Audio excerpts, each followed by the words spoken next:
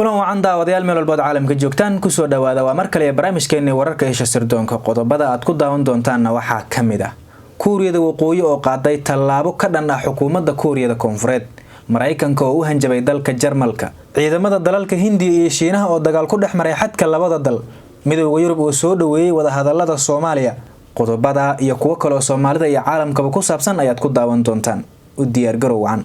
madaxweynaha dalka Mareykanka Donald Trump ayaa xaqiijiyay war sheegaya in uu ciidamo ku dhow 10,000 kala bixi doono Jarmalka isagoo sheegay in Berlin laga baahan yahay in ay ka soo baxdo waajibka ka saaran gaashaanbuurta NATO haddii ay doonayso in Mareykanku dalkeeda sii joogo waxa Mareykanka jooga dalka Jarmalka ilaa 34,500 oo askari waxaana wali halkaasi ku sii haraya 25,000 iyadoo ay Pentagon-ku qabaan amar madaxweyne oo ah in ay soo saaraan ilaa 9,500 oo askari balse lama oga in ay si rasmi ah uga bixi doonaan iyo in ay si ku meel gaar uga baxayaan wararku waxa inta ku daran in ay u wareegi doonaan ciidamada ka baxaya dalka Poland walow aysan jirin warar kale oo sheegaya in Washington iyo Warsaw aysan wali ku heshiinin heshiis u dhaxeeya Mareykanka oo ay saldhig kaga samaysanayaan dalkaasi Poland wadamada ku bahoobay gaashaanbuurta NATO ayaa xilligii maamulkii madaxweyne Obama ku heshiiyay in uu dal waliba bixiyo dhaqaalaha dalkiisa 2%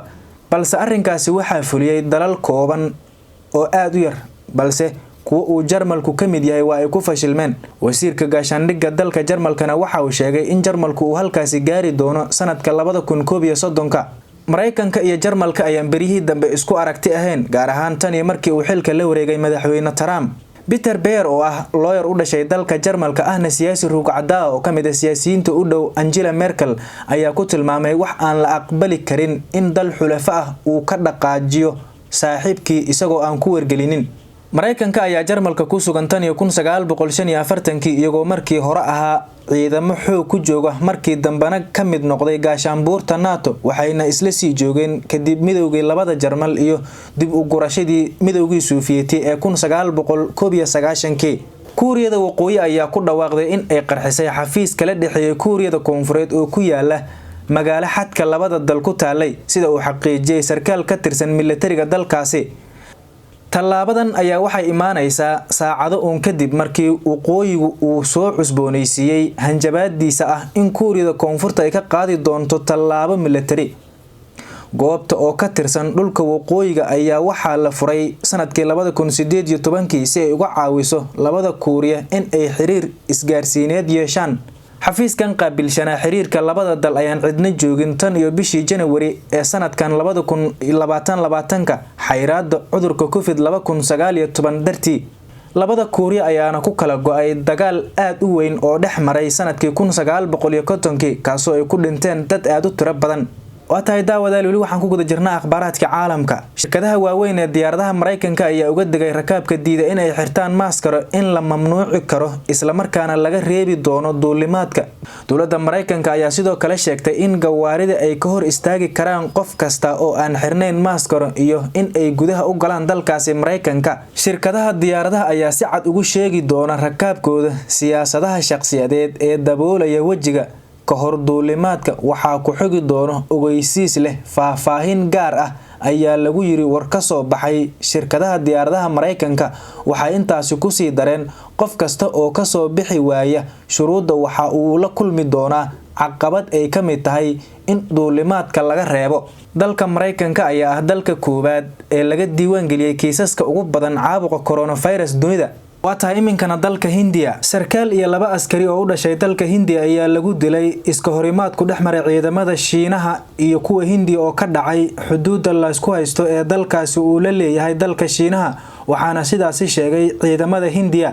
dalalka Hindiya iyo Shiinaha ayaa todobaadyadii aynu ka soo gudubnay waxay ku lug lahaayeen ismariwaa ka taagan dooxada Galwan ee galbeedka Himalaya iyadoo midba midka kale uu ku eedeeyay in uu dalkiisa ku soo xadgudbay ciidamada Hindiya ayaa sheegay in isku dhac uu dhacay Isniintii isla markaana laba dhinac uu soo gaaray khasaare intii uu socday hanaan xiisada lagu qaboojinayay ayaa waxa iska horimaad uu ka dhex dhacay dooxada Galwan halkaas oo labada dhinac uu khasaare ka soo gaaray ayaa lagu yiri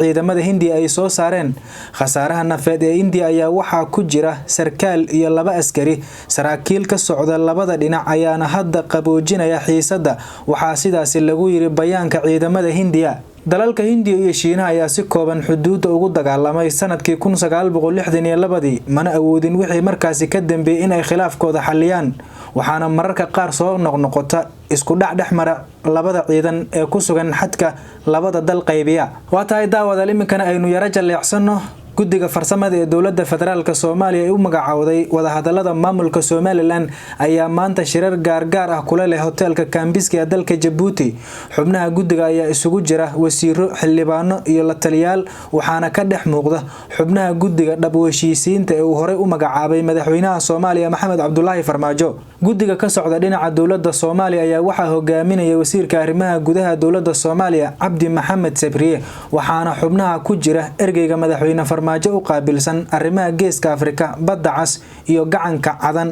Balaal Cusmaan iyo xubno kale dhinaca maamulka Somaliland waxa hogaaminaya guddi ka socda wasiirka arrimaha dibadda Somaliland Yaasiin Xaaji Faratuun waxaana la filayaa in guddiyadan wada hadaladooda kadib warbixin uga soo gudbiyaan dhinacyada ay kala matalayaan waxa ay ku soo heshiiyaan inkastoo shalay galinkii dambe madaxweynaha Jamhuuriyadda Soomaaliya Maxamed Cabdullaahi Farmaajo dalka dib ugu laabtay haddana waxa wali ku sugan dalka Djibouti ra'iisul wasaaraha xukuumadda Soomaaliya Mudane Xasan Cali Khayre oo korjoogta ka ahaan doona habsami u socodka wada hadallada labada guddi ee kala metelaya Soomaaliya iyo maamulka Somaliland midowga Yurub ayaa qoraal rasmi ah ka soo saaray wada hadallada dawladda federaalka Soomaaliya iyo maamulka Somaliland uga furmay dalka Djibouti midowga Yurub ayaa soo dhaweeyay wada hadallada 14 bishan ka bilowday caasimadda dalka Djibouti waxayna ku tilmaameen tallaabo muhiim ah oo rajo gelinaysa shacabka Soomaaliyeed iyo guud ahaan shacabka ku nool qaaradda Afrika waa qayb muhiim ah tallaabada kalsooni dhisidda ee dib u heshiisiinta laguna yareynayo kala aragti duwanaanshaha laguna horumarinayo dhismaha nabadda barwaaqada iyo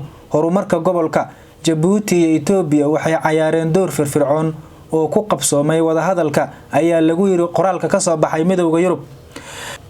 Yurub ayaa sheegay in madaxweynaha Soomaaliya Maxamed Cabdullaahi Farmaajo iyo madaxweynaha maamulka Somaliland Muuse Biixi Cabdi ay labaduba ka go'an tahay sidii ay uga wada shaqeyn lahaayeen nabadgelyada iyo horumarka Soomaaliya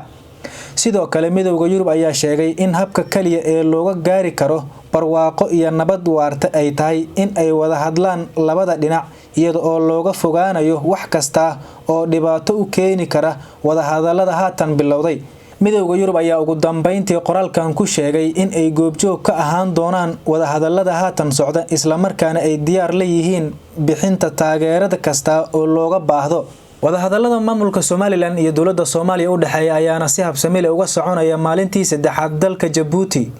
waa tahay daawada qodobkaasi ay ugu dambeeyay wararka isha sirdoonka aad ka daawaneyseen Ali Xildon channel tan inta warka xiga dib u kulmi doono nabadgelyo